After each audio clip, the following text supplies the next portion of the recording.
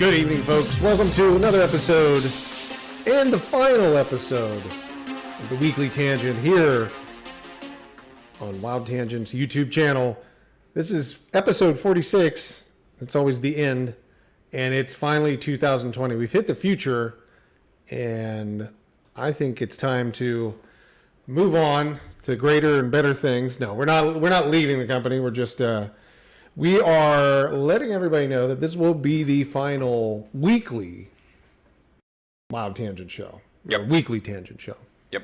It's been great. We've had a really good time doing this, but everything's been moving forward, and we've been getting things going with the new platforms and the new service and the new focus, and our new owners have been great, Gamigo, and we've just got so much business right now and so many things to do that something has to break, so we've had to pull back on all of our shows, even the Facebook show. So that's the Games Gone Wild show. That one's being we had mentioned that to everybody on Wednesday. Yep. That was the final weekly show. We could have and we will have special shows that kind of come up where we have developers involved and other things like that. So we want to do that, and we want to continue on, and we want to continue to support the subs on the channel and everybody that follows and watches everything on here. We greatly appreciate that. But it's just one of those things where we can't continue to do this weekly the way we do. So we're just getting pulled on in too many directions, and something had to give. So unfortunately, we kind of made the decision that the shows are going to be at least the first of those things. There might actually be some other things that are less about the show, but more inside of the office that we're kind of changing around as well. Yeah, for sure. And it'll be, like I said, it's not going to be shortly too long before we have new faces joining the company and all of that. So there'll be opportunities, and I'm sure somebody else will pick that up, but we'll still be involved. I'll still be doing the social posts and the marketing stuff and the slotting. You'll still be dealing with every game developer. So we're still getting games. We're still publishing games. All of that stuff continues on. It's just you'll still hear from us as we go through, and it'll just be on a different basis instead of weekly here on the show. Yep. So, and we were able to get this through an entire year, although we didn't hit 52 episodes, but it was basically because we didn't count the first few. And we had a couple holidays along the way. And we had a couple holidays, yeah. So one of the first ones we had kicked off was we did a stream with Megacat Studio, or Megacat in Pittsburgh. Right, yeah. And we did, what was the game? It wasn't Coffee Crisis. It was the Logjammers with game. Because they had the Twitch. That was awesome. They had the Twitch integration thing that we talked about. Yeah. The Twitch integration was pretty cool. James had done a pretty good job of that. But for this show, what we thought we'd do is recap the last few shows, what we've done is we've recapped the best games of 2019 and kind of what we were looking forward to in 2020. Right. Then we did, in a separate show, the last show was the best of the decade. So 2010 to 2019. This show, we figured we'd do the best of all games, in our opinions. Sure, yeah. So it may not be as long of a show, but we definitely wanted to talk a little bit about that and then kind of do the sign-off, and then we'll, again, talk to everybody as we continue on with other initiatives and things like that. But we thought this would be a good way to end, is just, instead of playing a game or something like that, kind of like the games that really inspired us over a long time, over 30 some plus years. Yeah, this was an interesting task to run through. I had a couple of nights ago, I made a list of, it wasn't quite 50, it was like 47 or 48 games. Yeah. And I kept adding and adding and adding, and then I was like, okay, I kind of got to this point with it where I started adding some things that I was like, okay, I know I really liked that, or there was a window of time where I really liked that. Yep. So then chopping off like we'll just call it 50. Chopping off to about 20 was a pretty simple process. Wasn't too bad. Chopping off to 15 was a difficult, but still doable. Getting to 10, I couldn't actually do. Sure. I played Whack-A-Mole with basically the bottom 4 games. The first 5, when I had written this list, I was basically certain of. I didn't have to reorder them. You knew that was kind of I knew exactly what those 5 were going to be. Yep. Then from there, like 6 and 7 bumped each other around kind of on the list. It was the like 8, 9, 10, 11, and 12 that I just played. Like, these games have gone from like 12 to 7 at one point. Yeah. Right? No, that makes sense. So it was an interesting exercise. This was somewhat inspired by, we were talking about this outside. Giant Bomb had done this like 5-day roundtable. Oh yeah. This is like, for anyone that you can go check out, their thing or whatever. They debated for like 20 something hours on this, right? For the decade one. Wasn't it for the games of the decade this or was for 2019? This was for the year. Just for 2019. But just the process they went through in which how they picked things, why they picked things. It was and they have, there's like 8 of them, 9 of them at this point over there now. Yeah. So it's just kind of you and I at this point. But it was a fun little exercise. I can't remember the last time I had really thought about this. Every time this comes up frequently, whether it's at the office or outside of the office, someone will be like, "What's your favorite game?" Or and depending on like my mood or what I'm playing, that game, there's elevates or descends. There's a subset of games. So if I'm talking to someone that's like really into FPS or whatever, I'll probably pick something and we'll kind of, come together and be like, dude, this is like my favorite FPS or whatever. Yeah, of course. Right. But I came up with a pretty firm list of, I guess, what I consider to be. Thanks, Vicstar. We'll see you tomorrow. Or we'll talk to you later. What I consider to probably be my favorite games. Of this list. Yes. Uh-huh. Yeah. And here's the funny thing about this. This is like a minor spoiler on this. More games from Nintendo showed up on this than I initially That wouldn't guessed. surprise me. Yeah. Right? Yep. And that's not to say that I really don't play that much Nintendo now. Yep. But I kind of did like a games in my life or whatever. Right. And there's definitely windows of time. So like for anybody that watched last week, like Rift doesn't show up on this list. And it's not because it's not one of my favorite games, because it is. There's a couple games like Control doesn't show up on this list because Control's such a new game that even though I wanted to put it here, I didn't, because it needs to stand a little more of a test of time that's not 2.5 weeks. Sure. Right? Sure. So yeah, it was a fun exercise to dig into this. So I'll be curious, sort of chatting about some of these. I know you have played every single one of these games. Yeah. For sure. So yeah. Okay. Sounds good, man. What do you want to start with? Do you want to start with your honorable mentions? Or do you want to? So what we're gonna do down to one? is we're gonna start with the honorable mentions. These fair enough. These are 2 games that were like right on the bubble. Okay. So this comes in at game number 12, and forgive the quality of this. Yeah. This is tough to get a hold of. This is the oldest game that shows up on my list. The game is Donkey Kong Country 2. It was a Super Nintendo game. Yeah. It is not the only game that Rare made that makes this list. I very much grew up in a.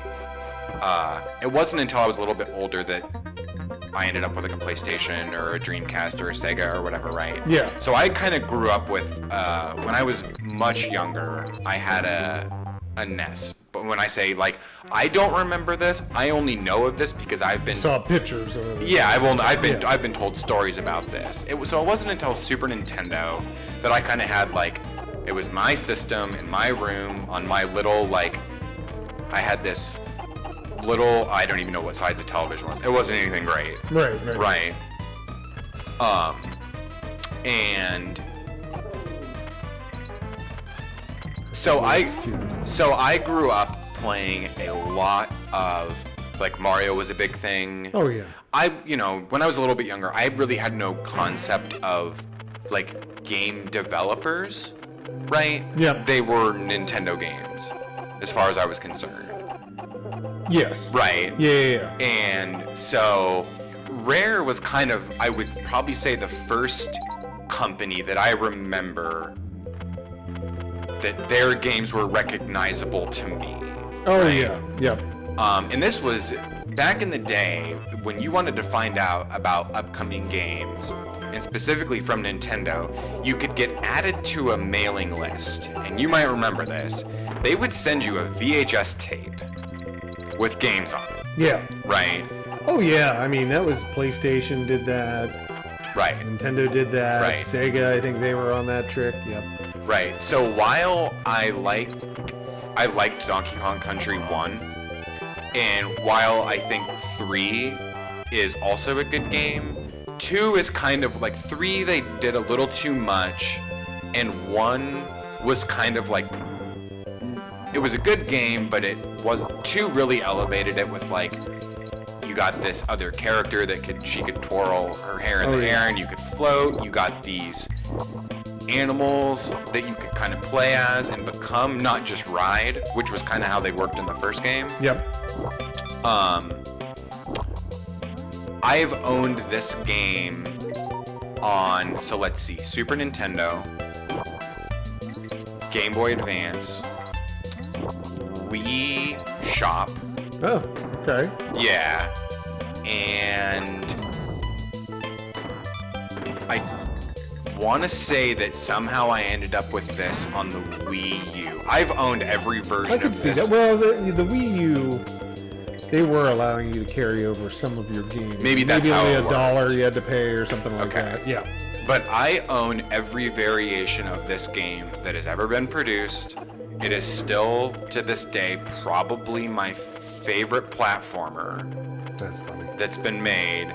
And one thing that's particularly funny about this to me is there's once you beat the game, this was kind of one of the first franchises as I was growing up where beating the game wasn't the end of it for me. Right. They had this whole concept of your percentage completion, right?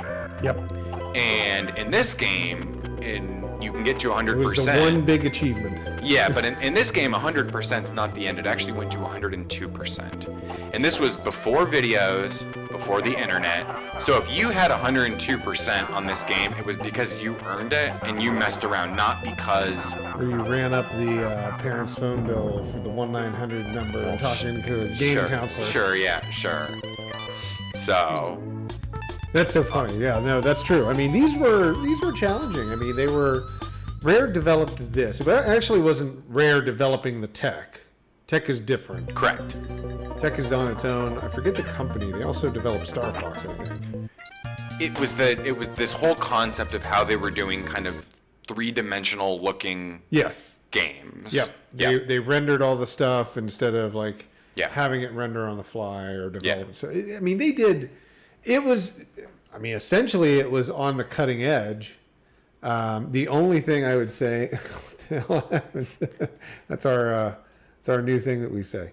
Oops, there we go. Essentially that was kind of like what spun out for Resident Evil, right? Where you had pre-rendered backgrounds and everything you were doing was just carrying it over top. So it was a big step, and it created, Donkey Kong Country created like a whole new thing for Donkey Kong franchise to deal with. Yeah. Right. Mm-hmm. They really have put some weight behind it, and on the Super Nintendo, number 2 was the best. Yeah. I had a good time with it. We're going to go ahead and bounce to 11. Okay. So this is honorable mention 11. So this is game number 11 on my list, if that's how we want to, if that's how we want to look at this. So, also from Rare. Again, Rare was probably the first developer that I saw like their logo on the box and it was just a buy. I didn't, Yeah, it was like LJN, but the opposite. Right. Yeah. Right. I will still never forget when I got this game. And it's because I was not a particular fan of the GoldenEye movies. Yeah. And on my block, by the way, we didn't call this GoldenEye, it was called Bond. Bond. Yeah, we were gonna go play Bond. This is probably the game most responsible for my interest in FPS these days. Oh, okay. Yeah. This was also, so if Donkey Kong 2 was the game that kind of got me on a kick of you can play a game and just because you beat the final boss doesn't mean it's done. This game kicked my ass all sorts of ways. Yeah, it was a tough one. It barring like being able to play with other players. Right. The game itself was it had some challenge. Yeah, each level you could play on agent, special agent, or double agent. Trying to clear it all out. And then each level had a very special thing you could earn if you could beat it under a certain time on a certain difficulty level. And some of those it was not to be toiled with. Yeah, you weren't playing around when you were doing those. You were hustling through it. Yeah, so this was a little bit before my knowledge of like speedrunning. Yeah. Happened. Yeah. Right?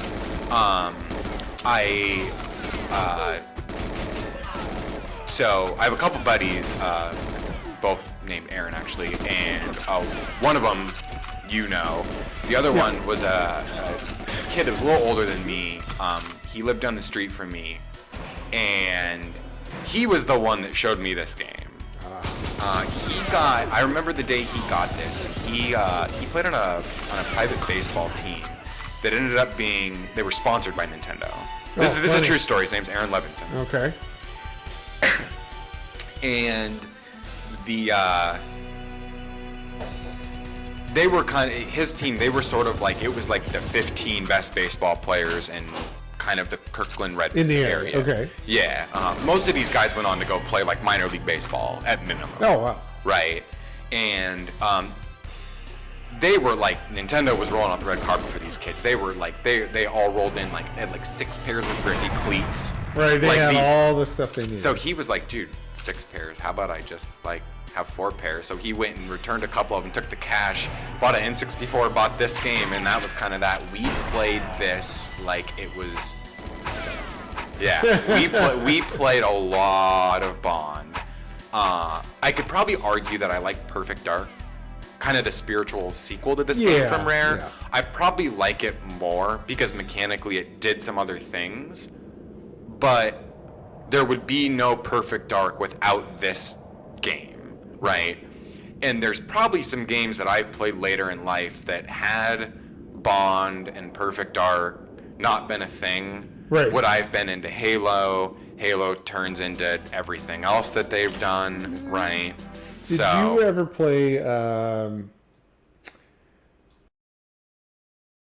Quake? Mm-hmm. Okay. Yeah. Quake wouldn't have been as interesting? I didn't get into Quake until like Quake 3 Arena. Oh, okay. Gotcha. Yeah, Quake 1 and 2 sort of predated my so until I got a little bit older, all game systems as far as my family was concerned, we were playing Nintendo. Right. It didn't matter that Sony and Sega, it was the black Nintendo or the gray Nintendo. You just grabbed the right color and you were ready to go. Right, yeah. So to a lot of my household, there was no concept of, everything was Nintendo, and then, it's still funny to think what would have happened had the Sony CD partnership with Nintendo been a thing. Actually went through, yeah. We would potentially be looking at like Sony just set another record the other day. They now have the #1 and #2 best-selling machines of all time, the PlayStation 2 and the PlayStation 4. Yeah. Right? So it's just, me. And it's just like, I would love to talk to the guys at Nintendo that were there when this happened, when they made the decision to kind of screw Sony over and partner with Panasonic? How did that? Yeah. How did that work out? Well, I mean, yeah. The what was it called? The P Cube. Well, there was the Panasonic Cube. Yeah. That played the DVDs. There was that silver monstrosity. So I guess that kind of came out of it. My expectation is that was because they had signed that deal. That was like GameCube era tech. Oh, it was late. Yeah. I'm telling you, it was 5 years later. But Right. it's too coincidental. Yeah. That they signed a deal for something that was going to be either the Super Nintendo add-on, like the Frankenstein of the Sega Genesis days, or Right. it was supposed to be, the N64 Right. add-on, or whatever that monstrosity ended up being. But they decided to go with the P Cube, which was not the GameCube, was not an accessory for the GameCube. It was its own actual thing that was a GameCube inside of a 1990s boombox. Pretty what it looked like. Pretty much, yeah. It was. I guess technically, we know them as Panasonic. I think the Japanese name is like Matachusta. Something like that. Matsushita or something like that. Okay, yeah. I probably botched this name. No, I think Friday, that might be what it is. But yeah, no, that's true. And those things go today. I want to bet they go from like $3,000, $3,000 to $6,000 if they work. I'm like dying a little bit inside right now. The Panasonic one. Yep. Yeah. A little expensive. They don't hit eBay all that often, and I know they get traded in very little around the area. I think I heard of one just recently that came through. But they're usually broke. That's the other side of it. They were not a reliable machine. I had an opportunity when I was a little bit younger to acquire one. Really? But I ended up, this was back in like the GameStop kind of era when I worked there when I was like 15, 16 years old. And I kind of asked myself, I was like, what do I need? At this point, I had a GameCube at my mom's, a GameCube at my dad's. I probably had a GameCube to travel, right? Like, what did I need a fourth? We already had a DVD player. What did I need? I didn't need one, right? So I'm trying to find that. I think it was called the Panasonic Cube, actually, but I call it the P Cube because it's like Panasonic Q. Q, yeah, single letter. Yeah, Q. Yeah. And let's just see here. What? Oh, well, you know what? Maybe I was wrong. Is that working? I don't know. We'll see. What's our next game? We'll continue on from this point, or you're looking it up right there. Yeah, I wanted to pull a picture of this up, so if people have never seen this thing before, it's... Yeah, see, they've got it priced at $700. I thought they were in the $3,000 range. That's actually not too bad. Okay, well, yeah, I mean, outside of the horrendous size on that picture. Okay, there we go. You want to flash this up on the screen just real quick so people can see what this is. This was a real thing that existed. This is 100% real. You could actually buy this machine. And this was sort of in response to all the machines of this era had DVD players. And for whatever reason, probably to deal with licensing DVD tech, to put it in the machine and keep the cost down, because I believe the GameCube was the cheapest of the three machines you could get.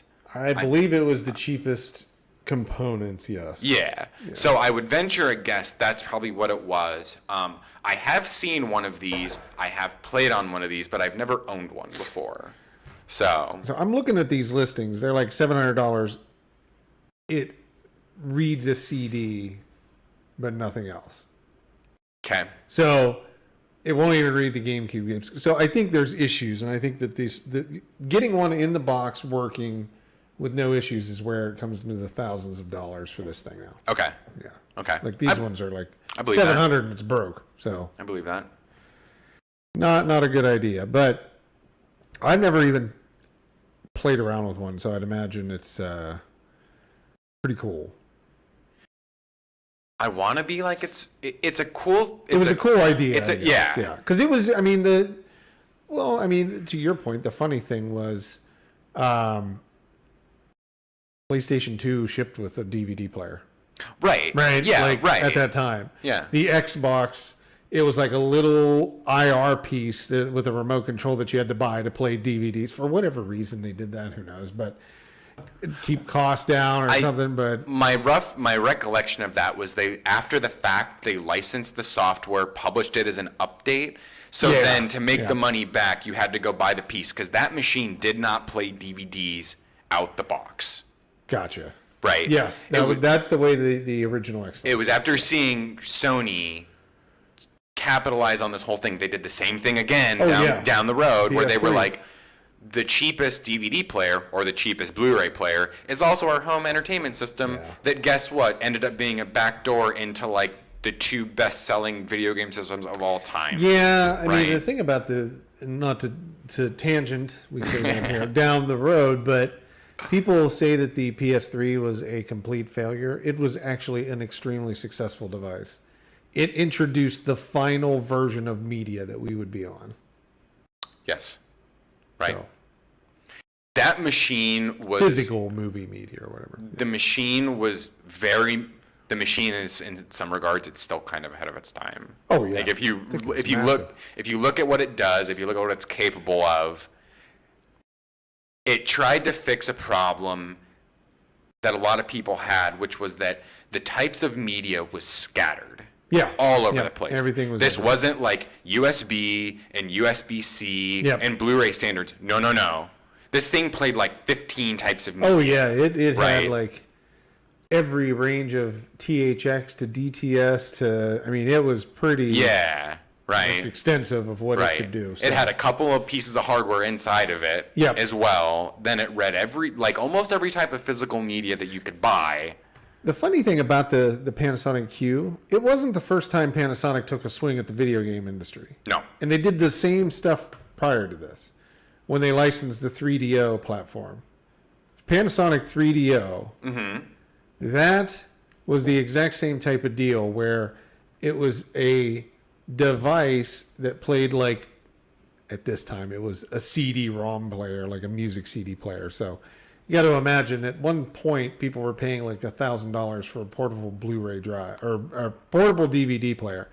Portable CD players were at that price a decade prior to that. So the Panasonic 3DO only played music CDs and games, but it was Panasonic licensing a game engine or a game platform to stick in their machine. So this is their old. Okay, so no, it would have been trick. It would have been Philips that did the CDI. Philips did the CDI. Okay. Yeah. That was the competitor kind of thing at that time. Yeah. Wow. Yep. So what's your next? Okay. So on to number 10. Number 10. And you won't be surprised to see this, and I think in some regards you'll agree with this. Ghost of Tsushima. No. So. What? I had... Oh, okay. I was going to say, that's Resident Evil. No, Dead Rising, or Dead Space. Yeah. So I had Resident Evil and Dead Space both on this list. Yep.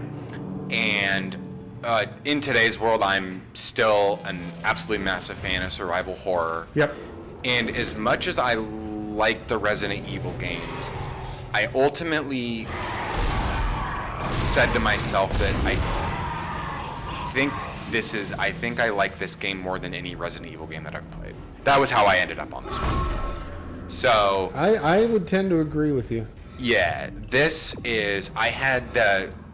I kind of kicked it off with Resident Evil for GameCube was the first survival horror game I really got into. Resident Evil 4, yeah. No, Resident Evil 1. Oh, the original Resident Evil. That remake. Okay, the remake, that game looked damn real at the time. Yeah, it looked really good. It was still doing the same thing. Pre-rendered backgrounds and all that. But it did look amazing. So this game the story's excellent, the combat's excellent, it tells part of the backstory through the little tapes you get. I'm a sucker for tapes. Yep. Your HUD, everything about the game, your ammo, your health, your oxygen, it's all on your character. That little HUD, that little icon in the bottom corner, that's not from the game. Right. This game is entirely HUDless. There is not an overlay. It's not Barcraft with bars and numbers and all this stuff everywhere.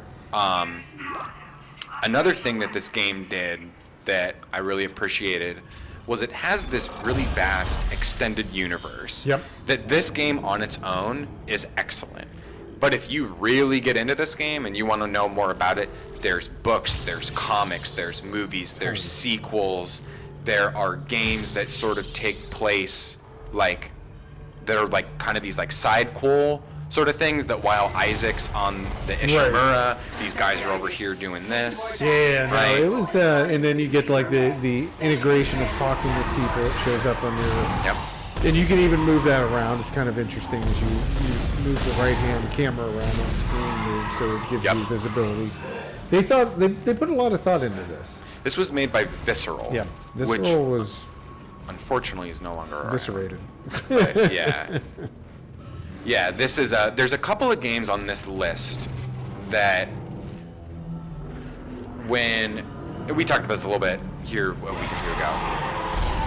If we were gonna remake something, or if we're gonna go hand something to Blue Point, why don't you pick this one up? I would love to see this game.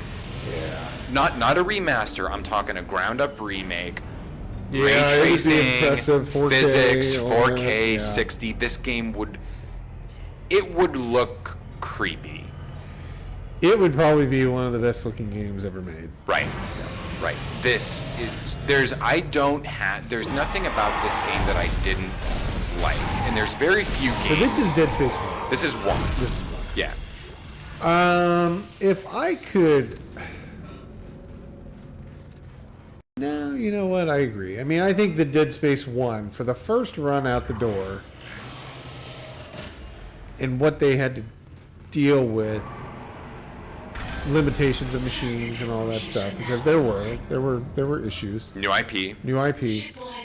I'd probably say this was one of the most impressive games ever made. It's why to your point, that's why I didn't pick 2, even though I actually think 2 is mechanically a better game. Yeah. Right? I agree with that. Yeah. That this is Strange. The quarantine just lifted. I still would love to see, we live in this world with how games are made and how they're ported, and what it used to take to pick up a game and remake it would be extensive. Oh. Now, there are entire companies that specialize in this practice. I wonder how they do that. At that level of like, it's much cheaper to do this.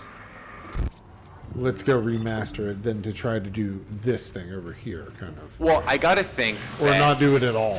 I have to think part of it is there's an established audience that they can sell to immediately, that they don't have to come and bring some new IP to the table and then go market it and then go explain who and what it's compared to. Right. I think the other piece is you might, and I have never experienced this, but I have to imagine you skip a lot of pre-production, you skip a lot of design. True. You skip a lot of infighting, bickering, and you can kind of get like, look, if this is the blueprint that we're going to use, we can deviate on the edges, but we're not going to change the spine of this game. Right. And I would venture a guess that might save, if you take a game like Anthem that had been redesigned 3, 4, 5 times, that over 7 years, that's a lot. I wouldn't be surprised if that game cost hundreds of millions of dollars and it did not make hundreds of millions of dollars back. Yeah. Right. Yeah, no kidding. So, they also introduced new mechanics. You were supposed to like go through and cut off limbs, and that was something completely unique. Yeah, that's one of the things that really differentiates this from Resident Evil. The enemies are fast. Because in Resident Evil, they're usually not. I mean, they start coming at you. You're like, oh my god. Yeah. It's kind of an open ship. It's kind of not. You can go backwards in a certain sense. You usually end up retracing your steps more than once. A little bit, yeah. I mean, it's not aggressive with that. It's not overly. It's not like a Metroidvania type of thing. Right. Yeah. So I will forever remember this game. I would love another one. days. One of these Maybe. days. One of these days. Maybe. All right. What else we got? Let's see. Oh, this is a fun one.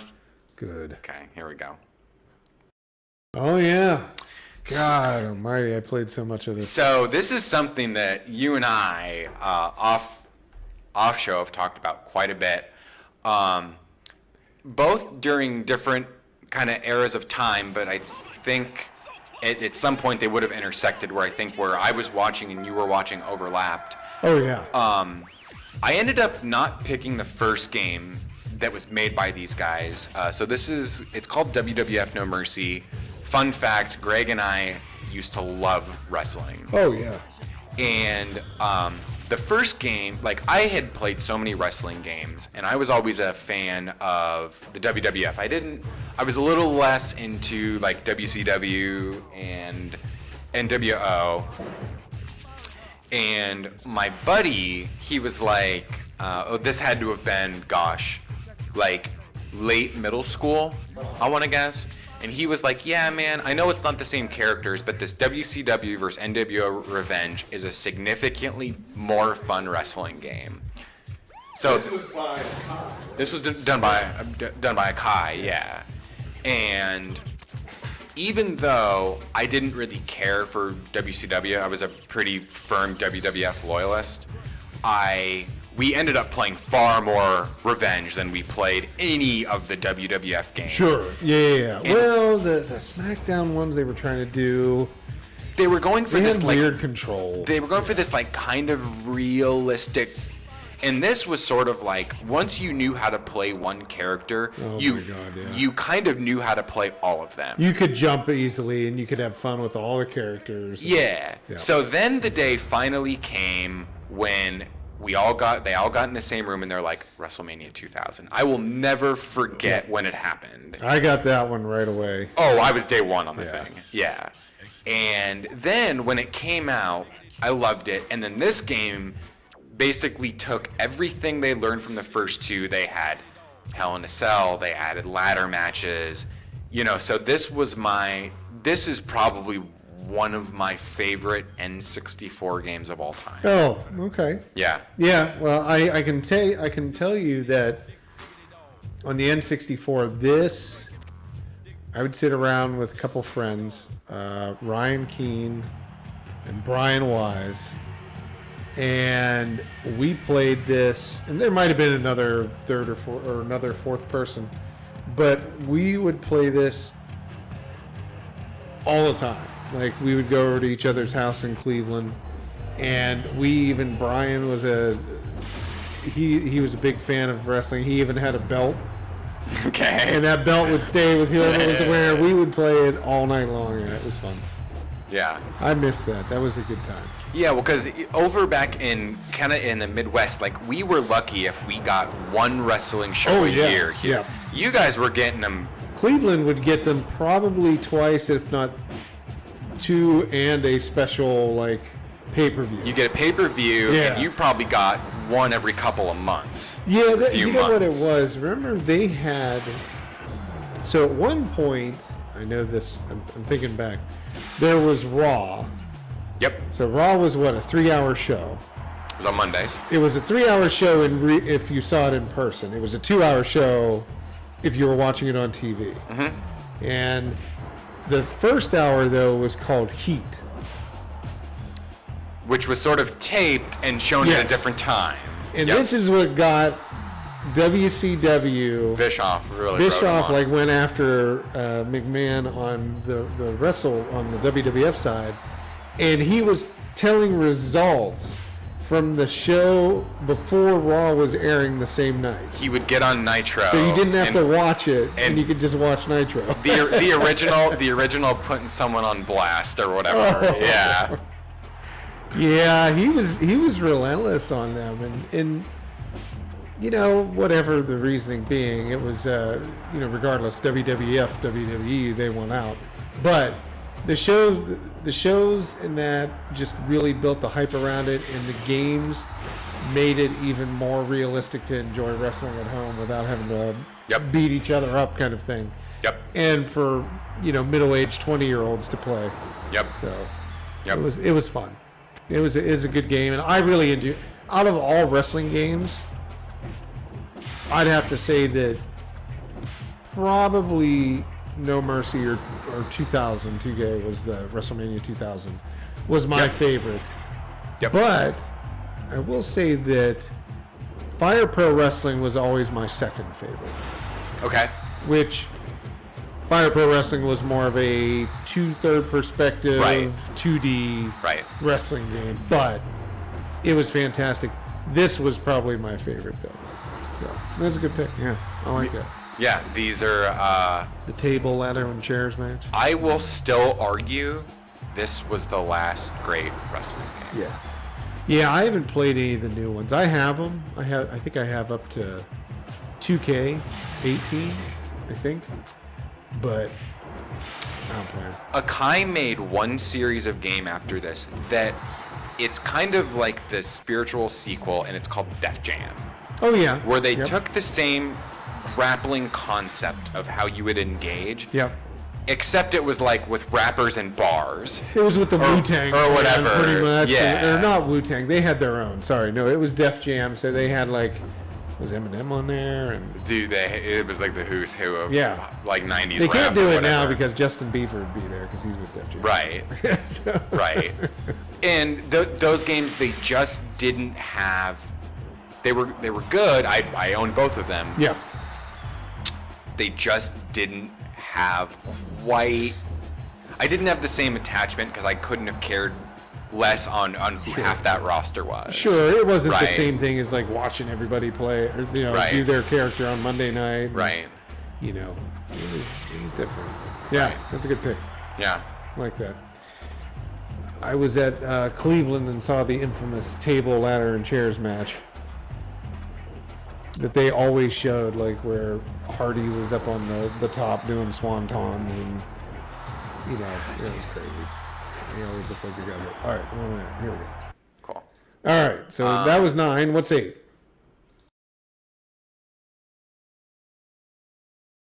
It's a rare game.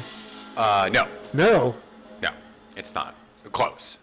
So this was. Oh, I didn't hear the speeding car. I didn't get an N64 on launch day. I had to wait until it was probably my birthday. Okay. I think. Well, they were really sold out.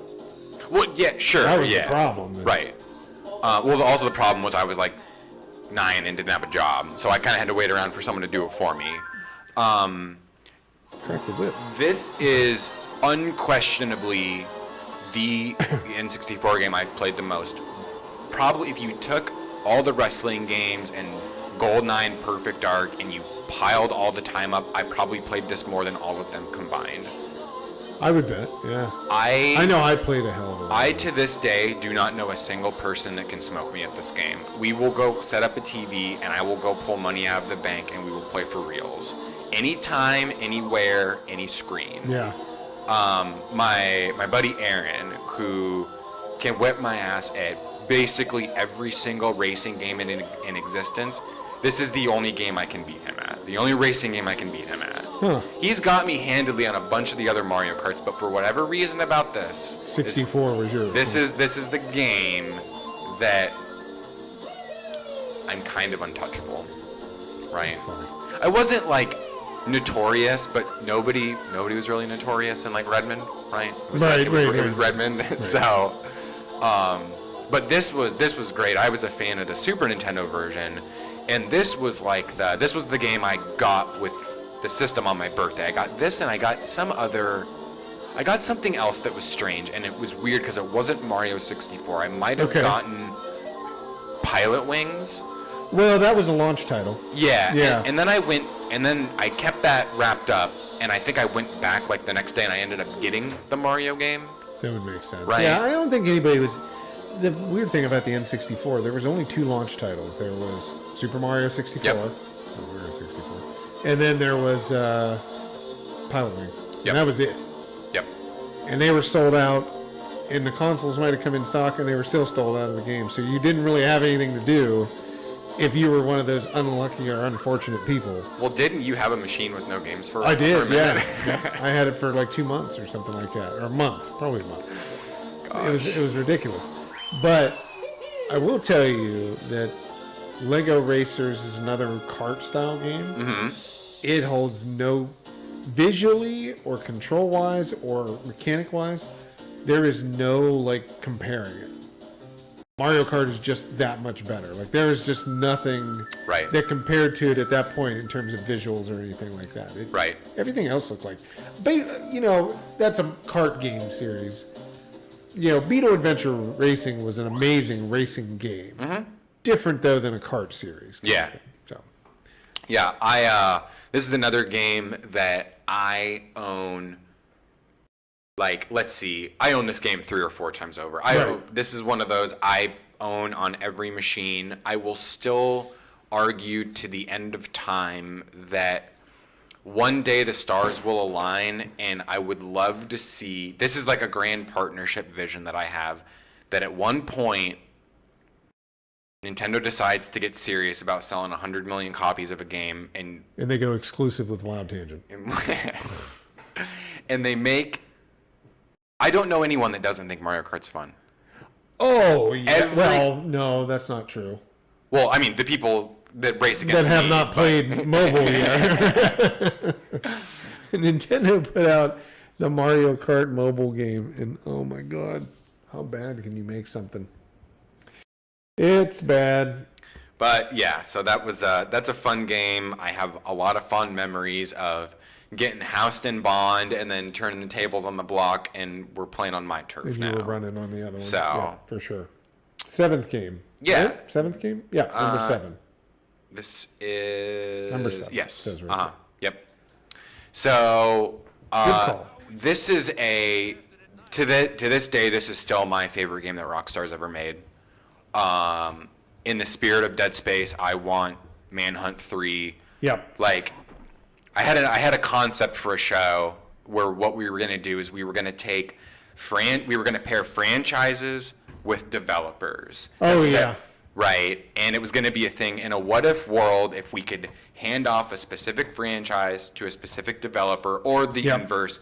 If you could have a developer pick up any franchise that they don't own, what would they do? What would they make? And this game is, I'm a really big fan of stealth games. Oh, here we go. This is one of my favorites. Right here. Boom. Replay that. This game is fun. I had a lot of fun with for a couple of reasons. A, this stirred up all kinds of trouble when this came out. It was like one of the most controversial games out there. There's no doubt about that. So Manhunt 1 puts you in the shoes of this like convict. He was sentenced to death row, and this cat with like a pig mask, I forget what they call him, the director or something like that. It was throws him in the back of a truck, drops him off in a city, and says, if you can survive, I will give you your freedom. Yeah. Right? The hook of this was, it was this style of stealth that was kind of punishing. So you could not melee or run and gun your way through this. The enemy was always stronger than you were typically. Yeah. Right? And especially in later levels when they have guns and you don't. So there was a lot of like, instead of being like stealth Sam Fisher or stealth Metal Gear, this was Rockstar's like, that's cute or whatever. And they had, that was his head. And they had this this execution system that wasn't terribly, it wasn't like the newest thing in the world, but the glass in the eyes, there you go, right there. I had a lot of fun with this. This is the game that I want Rockstar to pick up more than anything. I've played a lot of GTAs. Yeah. I love them. I love Red Dead. Frankly, I've played every one of their games with the exception of LA Noire, which I recently just bought. If I could have them make one game, it would be either you could even remake this, and I'd be fine. Sure. I would prefer a sequel where we try to do some new things mechanically, but I had a lot of fun with this. Yeah, I think making a brand new sequel or a brand new game, completely fresh, would be the way to go. Yeah. Yeah. Yeah. you know, some people watching might not remember this. This game stirred up so much trouble when it came out that, like, if you thought GTA got skewered for its violent tendencies, this was a whole other level was a totally different game. Yeah. Of provoking governments. And then they made the second one, which I really like, where you play as someone that's I don't know, we're on the show, so spoiler, there are spoilers. It's kind of Fight Clubbish, where you've got this dude that's got like a split personality that was also a unique take, and there is an outright AO version of Manhunt too. Oh yeah. Yeah. Yep. So it's called Thrill Kill. Never released. Only pirated. Yeah, but these it will forever be a franchise that I want to see another one of. And I wonder, just in the same vein of something like a Dead Space, I wonder what a modern version of this looks like. It would look so real. Yeah. That that this would be like, I almost think that's why this hasn't happened. Right. That if you took the realism from Red Dead and you made this game, you would be. It would just. I mean, it's kind of just like a snuff film, right? Yeah. Bam. Yeah. That would probably be what it would end up being categorized as. Yeah. So, but then we also live in a world now where you aren't necessarily. Well, I mean, you still kind of are beholden to the major platforms, but AO games are not as. Back in the day, they were absolutely unheard of. Sure. In today's world, you can publish whatever you want. You can self-publish it, yeah. Yeah, sure, as long as you're on, on PC, it's a little bit more open. Right. Yeah. So that's not. Rockstar's in the business of selling lots of copies, so they would of course try to slide this in just under the. Oh sure. Under the A, but this was a lot of fun. Cool. I like that one. All right, let's get off of that. There we go. And six. We'll probably go through this rather quickly. I couldn't make this list without putting this game on it. This is outside of a couple other games. This is unquestionably the game in recent years, Destiny, that I've played the most of. This boss fight, this was one of my favorites. This was from this was I believe it's called Golgoroth. It was kind of one of their first attempts at an MMO style tank swap. Oh, okay. This was, I think, I grabbed a video of. I remember this one. Yeah, I think this is Dado playing right now.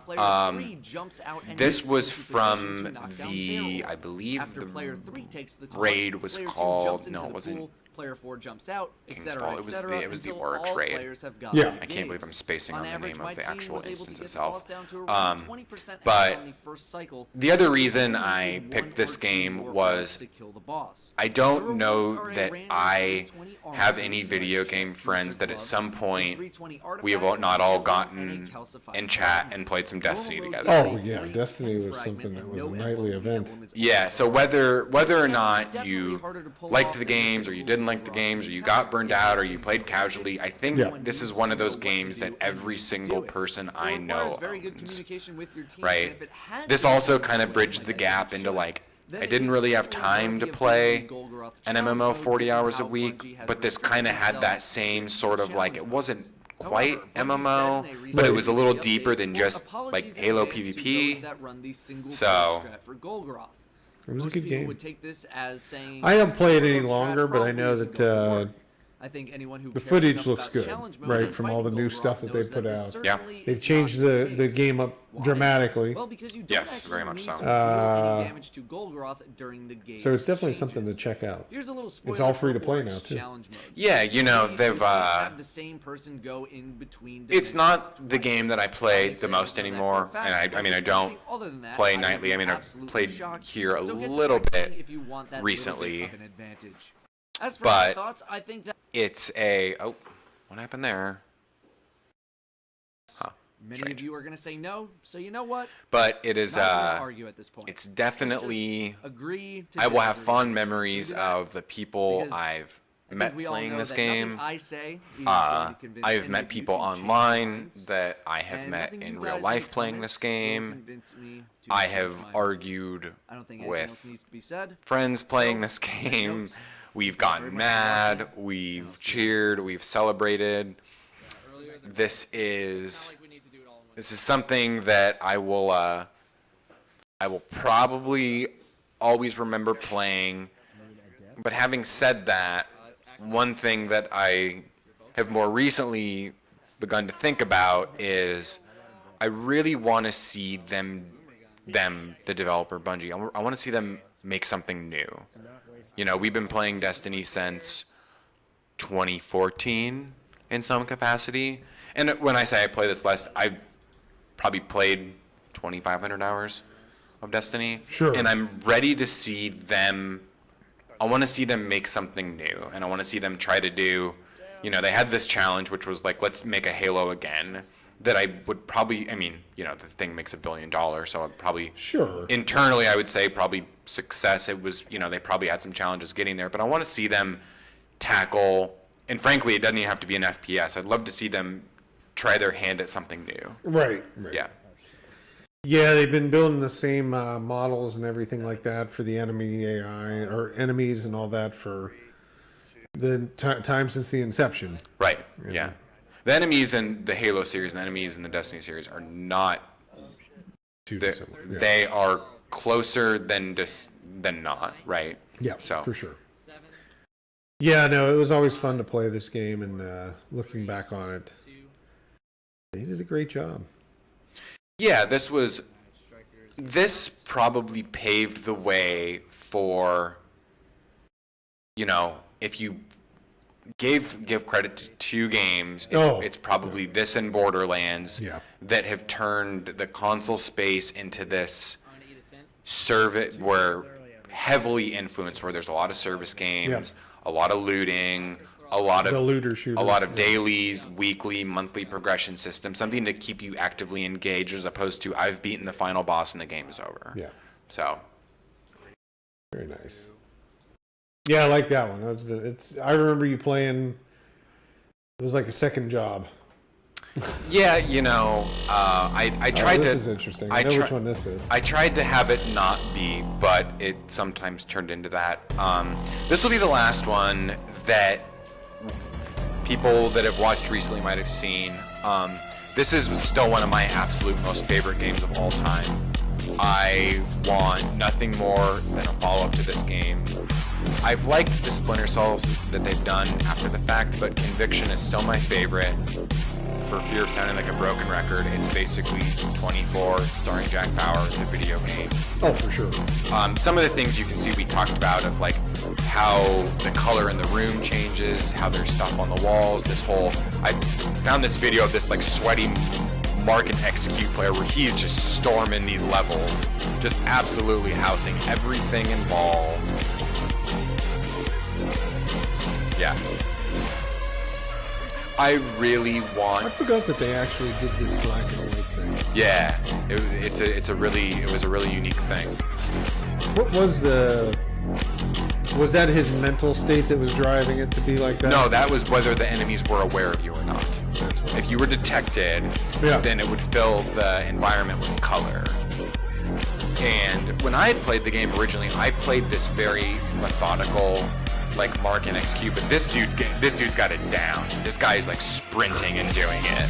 Just Right. climbing out the window, come back in, beat the guy. Yeah.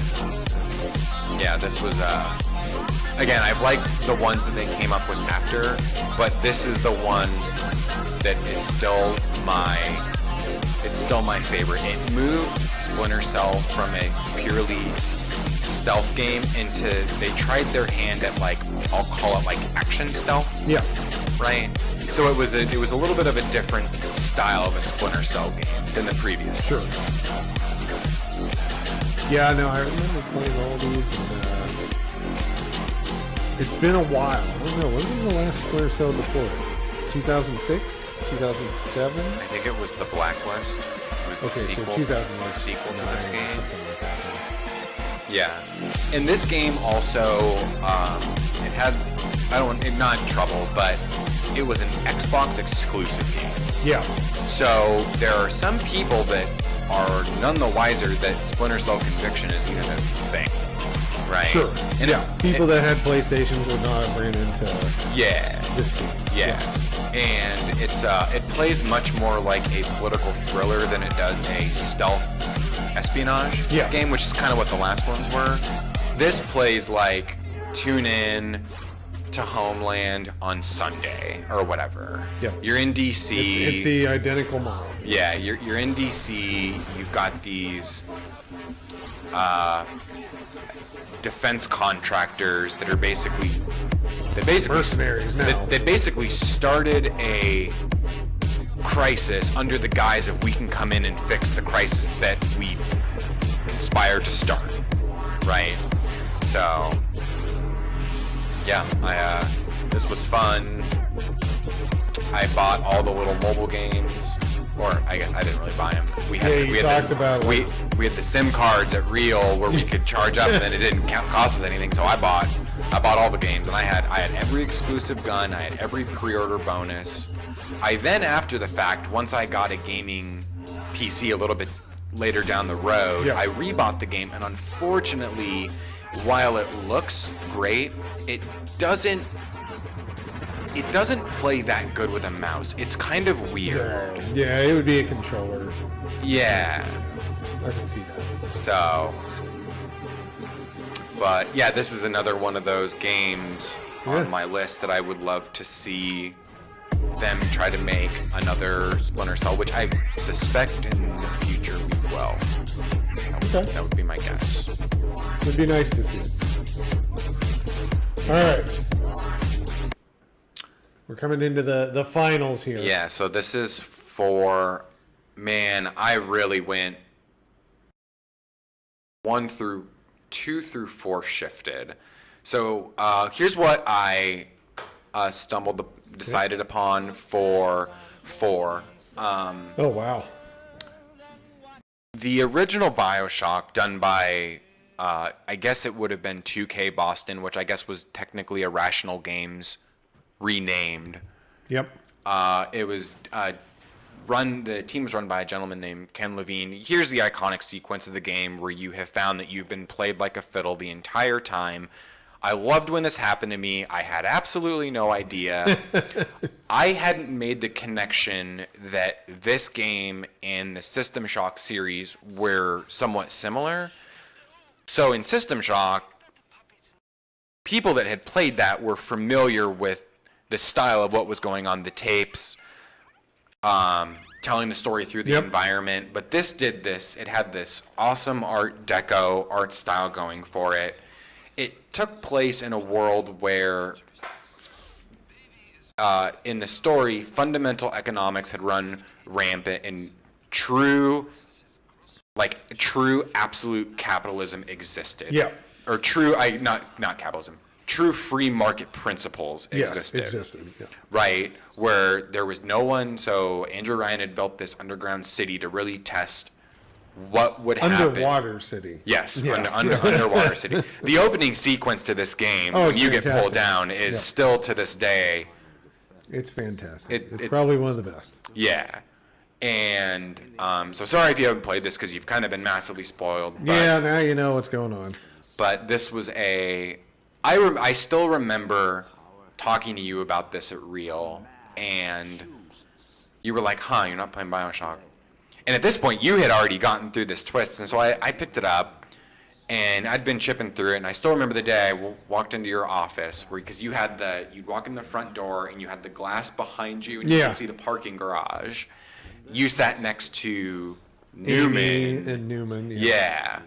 And I remember talking about this. This is I will look forward to whatever this Cloud Games company is going to try to do and make another one of these. Yeah, it'll be interesting if they can get, because I think the problem with BioShock, it was the it wasn't just the problem, it was the hook of the game was that Rapture is hard to reproduce. Yes.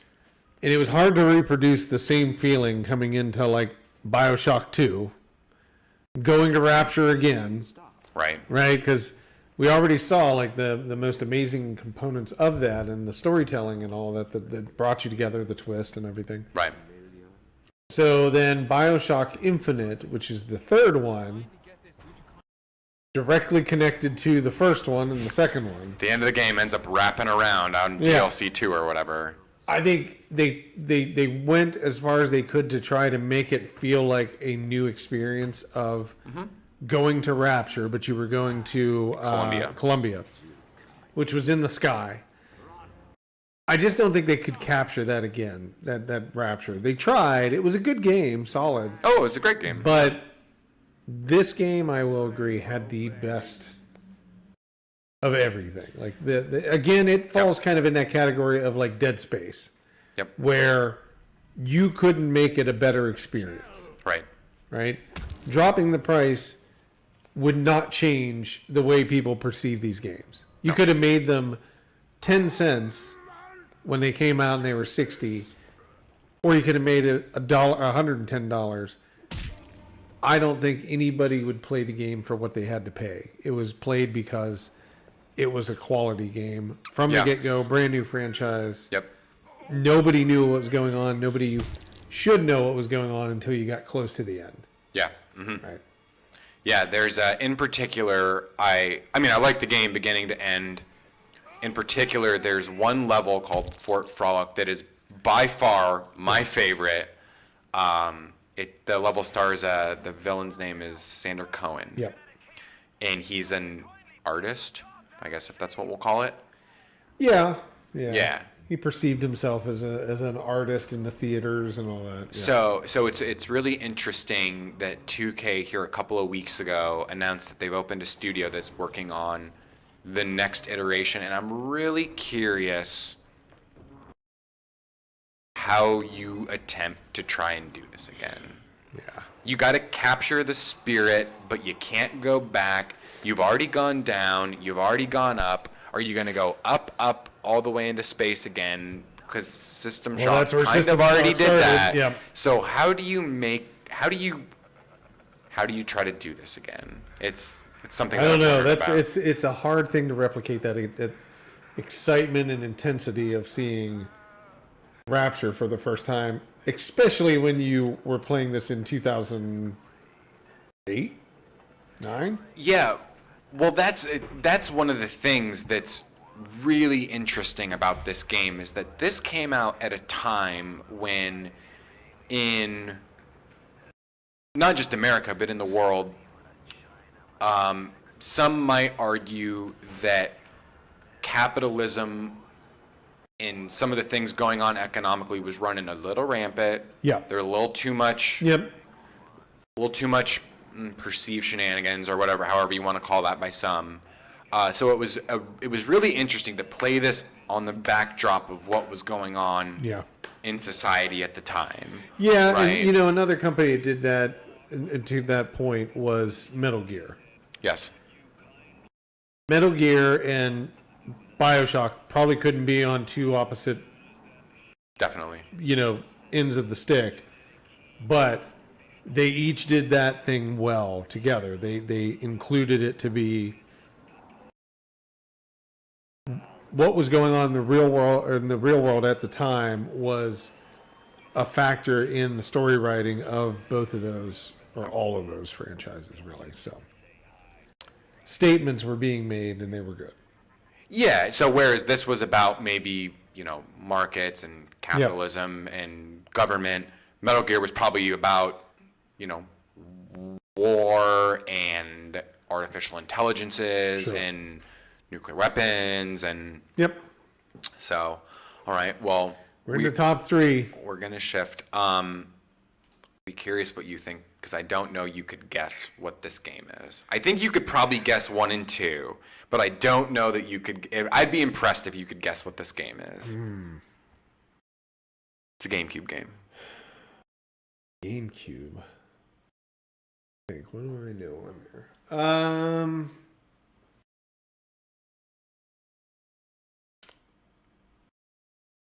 It's a Nintendo property.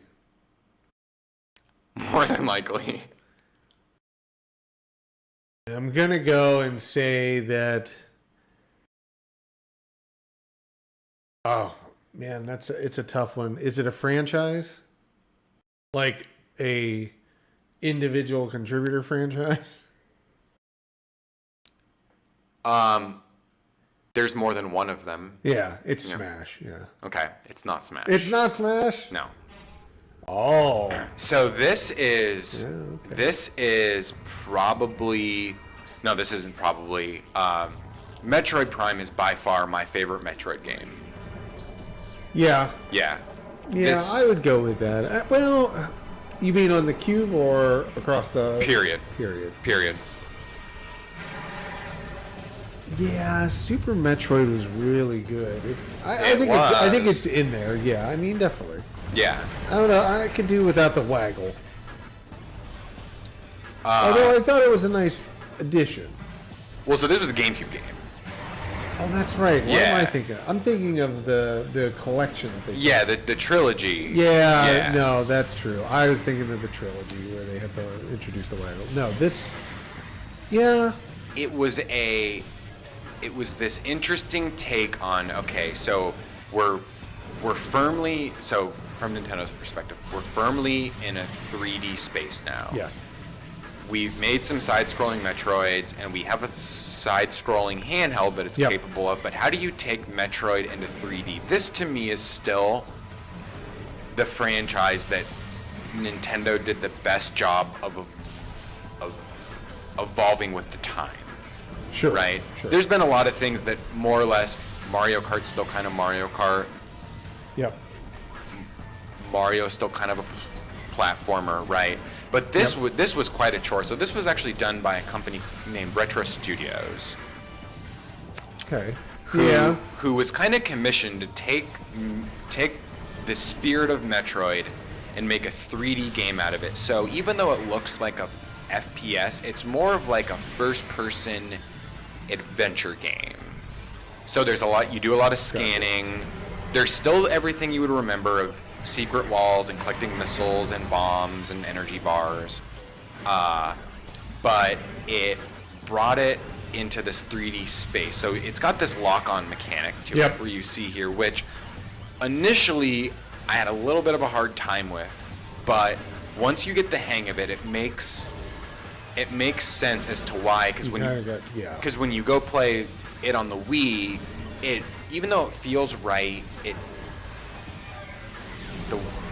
they had to have some forgiveness. Right For controls and on the waggle, the Wii modes, which I think it's hard to say, but I think this would have been a perfect title on the Wii.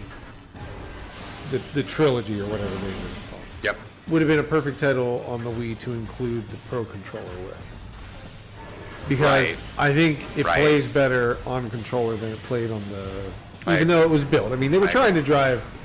On the Wii, they were trying to drive people home. And I mean, even, not to be funny about it, but like, they were trying to put the Wiimotes on the GameCube at one point. And there's pictures of the GameCube versions out there that you can find. Right. But never did. I think they were trying to obviously make a point. Let's put our biggest franchises on. Definitely. Try to get people excited about using it. And, overall, they did a good job. This is probably the reason I still have my Switch, is because I still, unfortunately... Holding out hope? Unfortunately, the fourth game that was being worked on by, I want to say it was either Team Ninja or Bandai, one of the two. Was it Team Ninja? I think so, yeah. And it was being worked on, and Nintendo, very unusual for them, they kind of publicly said, look, we're not happy where this is at. Yep. We are going to take this game. We've commissioned Retro to go make a proper version of 4. So there is one in development Who knows when it's coming out? It is unquestionably the Nintendo game that I want. Yeah. Above any Smash game, above any Zelda game, above Just any give Mario you a Mario, game. just give you a Metroid. And you're fine. Just make another one of these. And hey, if you want to Switch Pro this and you want to 4K this, go for it. Yeah. Yep. Yeah. I agree. Yeah, this was game. This was a fun game. Final two. So Nintendo games. The next one is. I can't imagine you wouldn't have said Smash at some point in here. Now Yeah, he's having a okay, very shaky yeah. setting. So Okay, what's he got here? this so Smash Melee is A, the best Smash game ever made. B, they've still not managed to make one as close to as good as this. Yeah. And part of the reason is that this game accidentally is a rather competitive fighting game, mechanically speaking. So much so that Sakurai, the designer's kind of gone out of his way in the last couple More damage on one of them. to. Even that There's is some happy things about in it. this with how your frames can be sped up and how you can slide across the She's ground. gone. She's gone. It's virtually over at this and all point. this stuff. You just gotta play solid. Where Top eight if is right there. you are in your playing hands. this It's as a party yours to game, lose if which you is hug kind of right what it now. was supposed to be. And what does Yeah. he do? And he goes Yeah, it straight. wasn't really supposed to be a fight. No, absolutely Well, not. not a traditional fighter. If he misses any Competitive. of these CIs, Yeah. Right. It was supposed to be a party game. One more Yeah, I opportunity. mean, this game was He's so not back competitive, on. it He's was gonna get played there up in a different next way to this time, Street back to the right Fighter hand and side. Mortal He's Kombat and off Evo for stage. years. He's off stage. Even He's when off Nintendo again. had He's made off again. sequels to this game, this was still Oh, people being still played. want to play Melee. Yeah.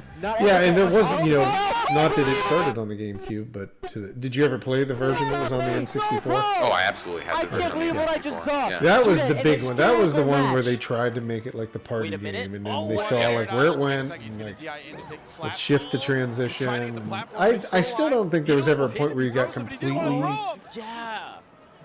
like you'd buy the game and Order to then take the first game, switch to wouldn't have light. something to buy except for like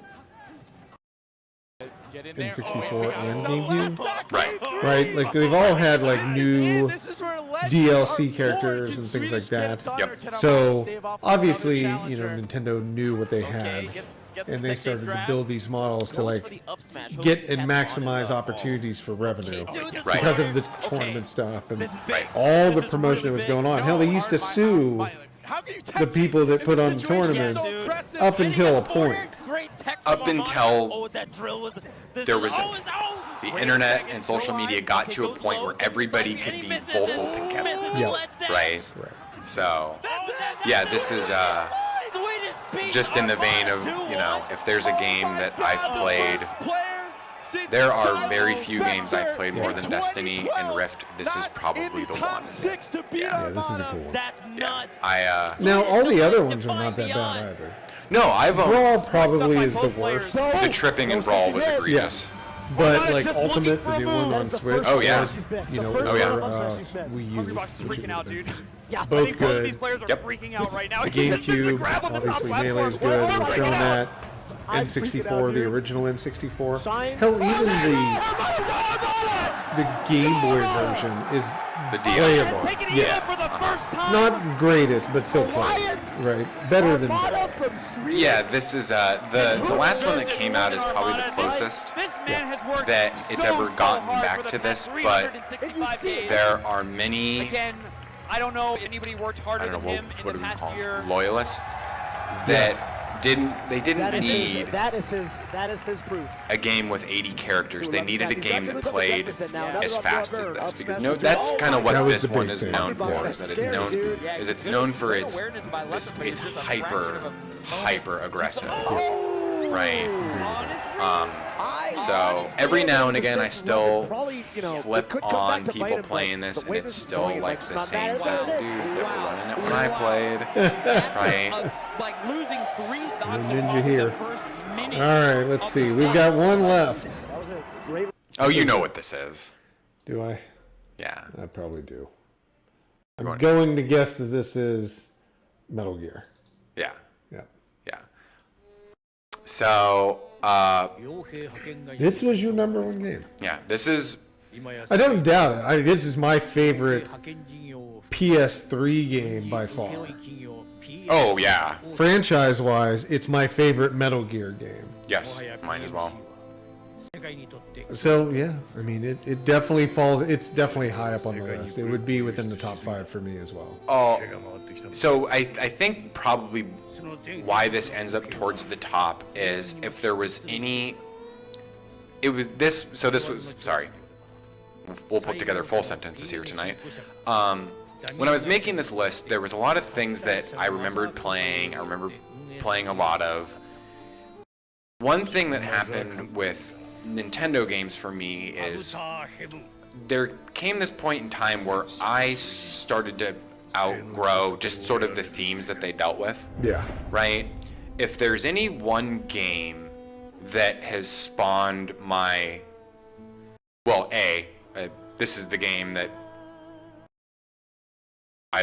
every game Kojima makes, I kind of buy. I don't really need to know anything else. Sure. You're willing to put out the money for it because, you know what, that's what having a solid career is all about. This is I like all of the Metal Gear games. Yeah. There's some things in 5 that aren't my absolute favorite, even though 5 looks better and it's got some of the same craziness. This has got it has everything that I would want. It's got the themes. There's a little bit of future tech in there. You've got some conspiracy. You're dealing with economics. Yep. The graphics were great. Even here, what was it, a year and a half ago? I was really bored and I couldn't really find anything to play. So I went and I unpacked the PS3 and I went to GameStop and I went and bought the HD collection and this. I remember you doing this. Right. And, this game still looks really good, right? It does look phenomenal. I mean, the game itself, you could put it, I mean, it's a PS3 game. It was only ever available on PS3, but you could put it against a PS4 game and you would kind of go, it's a little blurry, but I mean, right. Every piece of detail in it is, and actually it doesn't even look that blurry. It's just they had constraints of memory limitations, so things had less detail than other, but in terms of the environments, there's that part when you're in the city with Big Mama on the back and you're racing on a motorcycle where it's raining. That looks like a PS4 game. Oh, you're getting chased by Raven, the frogs are flipping off the walls on you. Yeah. And people were going, is this a sequence thing? I'm like, no, you were actually in control. Watch, I can move the bike. Oh, yeah. Yeah. Mm-hmm. Yeah. Those are the kind of things that really got me excited about that game. There's not much that can do what it did at the time. I mean, it was. They probably used every ounce of power in the PS3 cell processor, right, to make that game. Yeah. And it looked phenomenal. Played great. The story was amazing. This is the one where cutscenes were up to an hour and 10 minutes? The end cutscene is about 45, 50 minutes, yeah. Now, since then, there's been another game that came out where the cutscene's about 2 hours and you have to double down and make it even better. But Death Stranding is not a thing if this doesn't come out, right? Yeah, I would suggest to say, this came out, and as much as Metal Gear Solid changed the scope of the games, and 2 and 3 really didn't. It was just Metal Gear Solid was such a unique thing. Mm-hmm. This really changed it for me one more time. I mean, I wish we could have got a port of this or a master of this on PC or PS4. Yeah. You know what I mean? Yeah. It's that good. This is probably the game that cemented him as and when I say favorite developer, I mean, I don't know that I can pick any one developer and say my absolute favorite. Right. We've kind of talked about this a little bit, whether it's Kojima or From Software or Bungie or Rockstar. They operate in this tier of how the games look, how they play, I'm, I guess in a way, I'll always be, I'll be sad that there's not another Metal Gear game. But in a way, when 5 ended, and the Metal Gear games are kind of told out of order, right? So 5 is not the last, 5 is actually like the second, but Yes. anyway. Yeah. It's kind of like the way Final Fantasy did some stuff. And Yeah, right. In a way, it sort of, I look forward to see what he does in the future because kind of Metal Gear gave him this credibility, and I'm really excited to see him make like a horror game next or whatever, right? Yeah, I think we almost had the game. With We PT. almost had the game. I think everybody was looking forward to that. I think it would be in his interest to make one, to take his swing at one. Yeah. I mean, it's almost like dealing with like a J.J. Abrams, Right. right? Like, Right. give him any franchise or give him Right. anything and let him take a swing at it to see how he builds it. Right. I think you would get a little bit of Metal Gear in every one of them because I think to him, it's such a tight-knit component of his body, the way he designs. Sure. Yeah. He's always going to have that in there. And if you look at like Death Stranding, it's in there. Oh, there's absolutely Metal Gear Right. in the game. Yeah. And I think there will be, even in a horror game, I think there will be. Sure. So, I think I'd love to see it. I think it would be really awesome to have Yeah. him finish PT, or maybe it's not finish PT, but make something kind of like PT. Well, the good news is that his last game sold a bunch of copies. He can now publish games multi-platform on his own. So I think we are, and again, he hasn't outright said this, but he's loosely talking about making a horror game on Twitter. So Yeah. T-minus, I'll just start counting down for the next 5 Right. years. Next 4 or 5. I kind of thought, I will say this as we're through the end of our top 12, top 10. Sure. I kind of thought Death Stranding might make it on here. The reason being is it wasn't like the game you were only looking forward to it for 1 year or for like 6 months.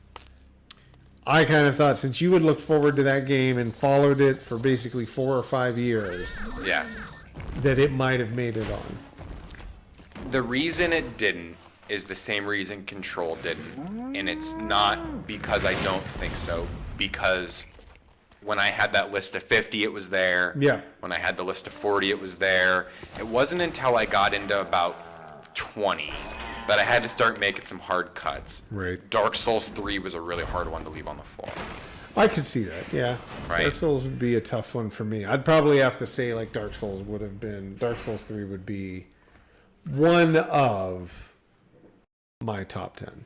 Yeah, right. Yeah. But Bloodborne was there. that's the thing. Although I love playing Bloodborne, I don't think it's comparable.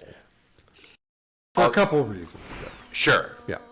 The reason it's there is because without Bloodborne, without having played that, Yeah. I don't think I played the other ones. Yes. Yeah. Right. No, that's a personal kind of thing. It's Right. like, yes. Yeah, that's true. That's true. There was another game on this list that was kind of fun. I had Power Stone on this list. That I got wondered about, you didn't have any Dreamcast on there, but I That- know you had a Dreamcast collection. damn close. Okay. Power Stone was there. The original Resident Evil, the GameCube remake, that was close. Yep. On the list. There's a lesser known, I had another game on here that's a little different than anything else on this list. It's called Ken Griffey Jr.'s Winning Run. It was a Super Nintendo game made by Rare.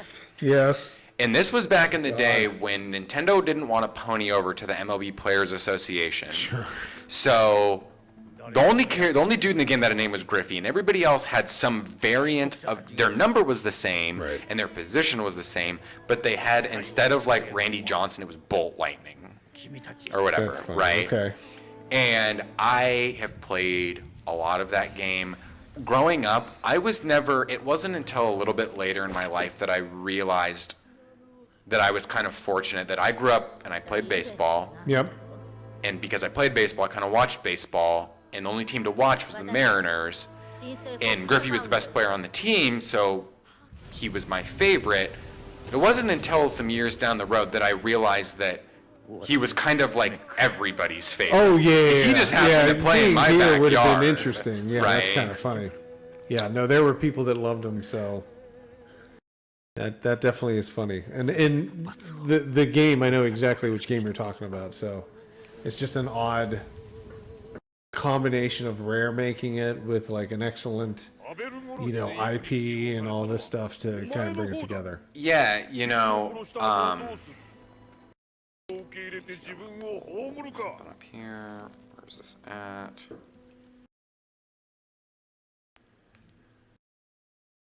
Sorry, let me see if I can find Nope. this.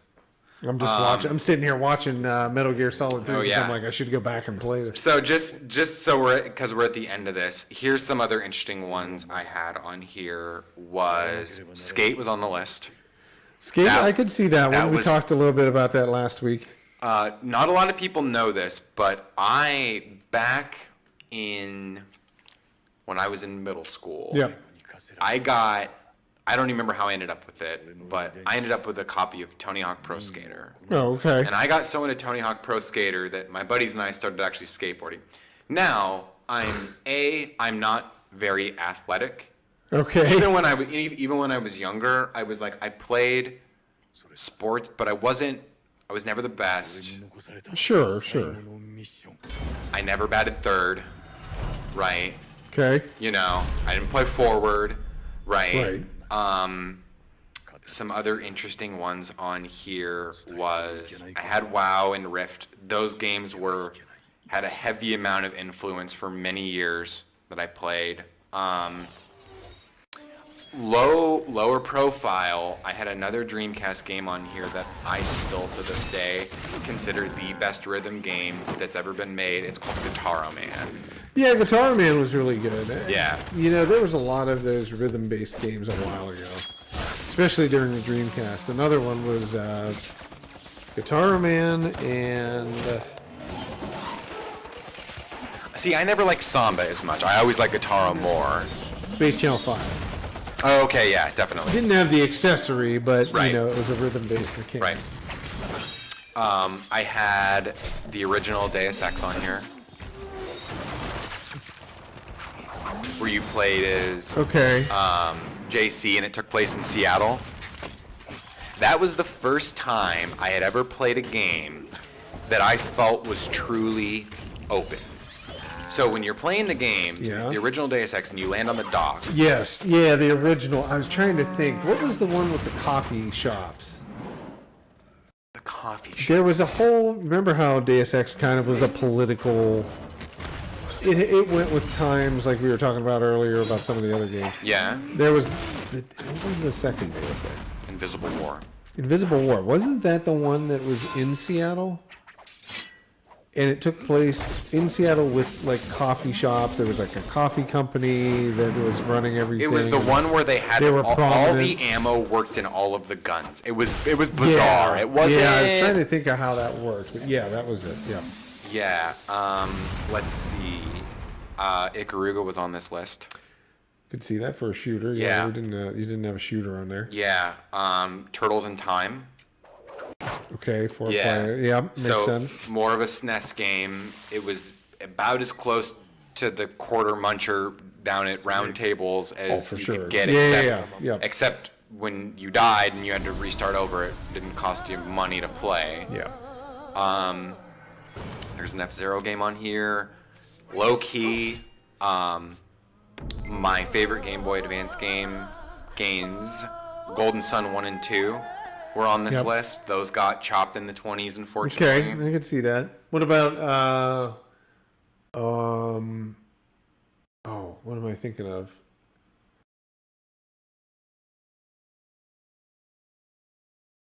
Other Mario or the other Super or Nintendo tactical RPG, Fire Emblem. I didn't have any Fire Emblem. Never on had here. Fire Emblem. I didn't have Fire Emblem on here. Advance Wars Yeah, I like was that. was on Yeah. here. It got cut. Did you ever play Battalion Wars? Yes. which was the GameCube, Which was the version. 3D version of it, yeah. I didn't like it. Yeah, I didn't care for it as much. My younger brother, when I say younger, I mean he's 21 Yep. now. Shay, he really liked that game.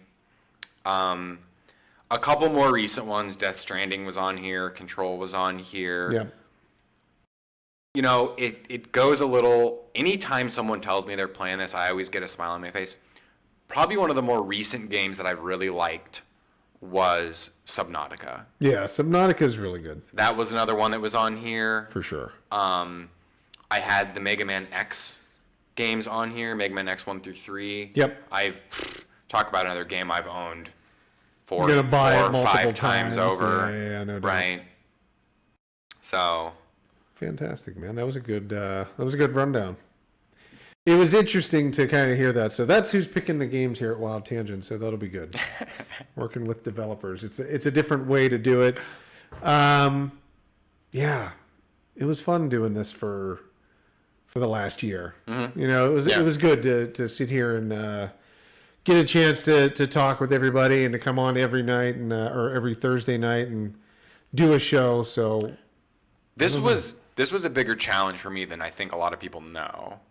This was You've not. mentioned that, yeah, yeah. this was not easy for me to do up front. Yeah. And now it's just kind of. second. I think we kind of have some ideas, maybe of some longer term stuff we're looking at doing. So. Yeah. I mean, this is you know, it's when one thing ends, other things open up, and we've Right. got, like we were talking about, a lot of things to do for Wild Tangent, but that doesn't end the interest in talking about games. So there'll be things that we'll be doing in the future, but I think one of the bigger things is, you know, when there's special events or something like that, Right. we'll talk about them. You know, Right. we'll bring things on here, we'll give games away and stuff like that. And there's going to be a lot of things going on at Wild Tangent for the next year Right. that we've got to be involved in, and places we've got to go to, GDC and Right. Gamescom and all of that. So it's going to pull us in many different directions, but maybe one day, we were talking on Facebook, I think it was, maybe one day there will be, you know, a dedicated team again to kind of do the live streams and different community events and things like that. You know, it's one of those things where we just got to get to the point where there's not as much work, and there's always going to be a lot, but right now it's pretty busy. Yeah, I mean, when I say unfortunately, I actually feel quite fortunate that we're in this spot where there truly is just, there's too much to do right now, and you know, in the future, I would love to have a dedicated person maybe doing this. Maybe you and I come back on for special purposes. I won't be surprised when we get a game in that we flip this on, and you know, here in the future. So we'll kind of see.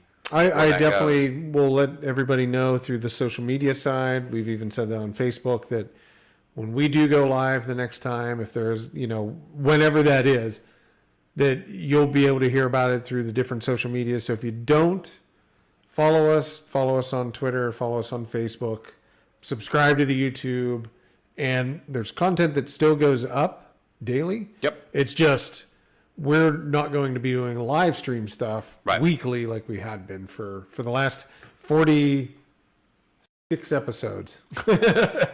I almost thought we would get to 100. We got really close in total. Oh, in total between the two? Yeah. Yeah, we did get pretty close. I was figuring that we might get that far, but who knew? But it was fun. We definitely got a lot of good things. And if you ever get bored and you're ever wanting to see some of the stuff we played, you should be able to find it right in the Weekly Tangent playlist that's on YouTube. Yep. Everything's there, the good and the bad. And you can rewatch any of these episodes and see kind of the games that we went through and the different events that we did, stuff like that. So, yeah, I think that's about it. We can end the show tonight and not say goodbye forever, but say goodbye until the next time. We're still here. Yeah, we're still right on the over other there. side of the glass. But we appreciate everybody watching. It's been fun. We hope that you continue to check out Wild Tangent, and definitely you can keep track of Brooks and I. We'll be doing different things.